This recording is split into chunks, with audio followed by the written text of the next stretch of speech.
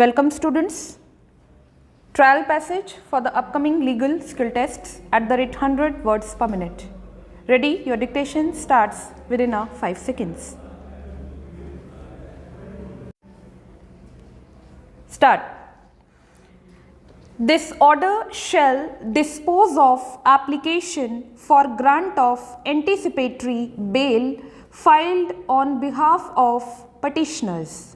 Present case was registered on the statement of the complainant Anil Kumar on 19/10/2009 regarding the alleged occurrence on 17/10/2009, wherein complainant has alleged that when he with his friend Rocky was going to police station for lodging complaint against petitioner and have reached near Balak Ram bus stand, petitioner intervened and asked him where he was going. Complainant further alleges that Sonu, Tiku and Arjun were also present there at that time. Sonu caught hold of the complainant from behind and said to Ramchand to beat him. Rocky was caught by Tiku and the complainant was dragged in the gully. Petitioner number 1 picked a danda and hit him on his head. In the meanwhile, his father and brother Harish came there with the dandas and started beating the complainant. On receiving injuries, the complainant fell down and even then the petitioners continued beating him.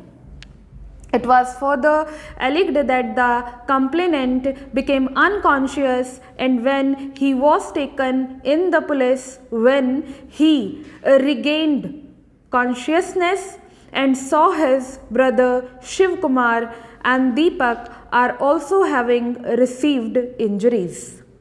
It is further alleged that petitioners had caused injuries to him with the intention to kill him. It is contended by learned counsel for the petitioners that petitioners have been falsely implicated in this case. Initially, under section 107/151 CRPC was prepared against petitioner.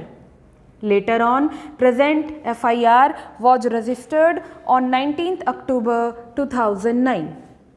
There has been delay in lodging of the FIR and as such petitioners may be granted anticipatory bail.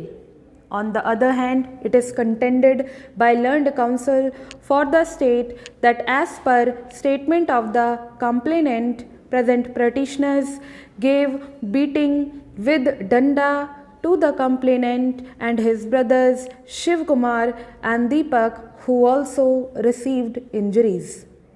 As per medical report, complainant has suffered grievous injuries while 2 other injured received simple injuries.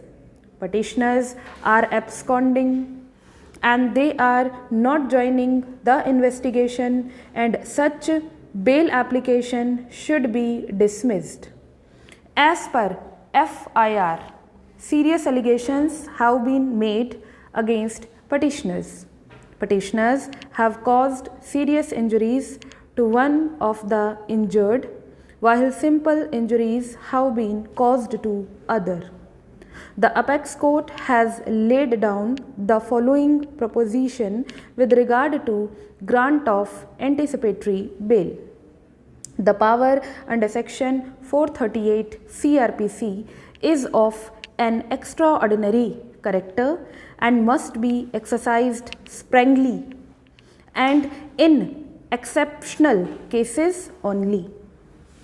The said power is not unguided or unanalyzed, but all the limitations imposed in the preceding section 437 CRPC are implicit therein and must be read into section 438 as well.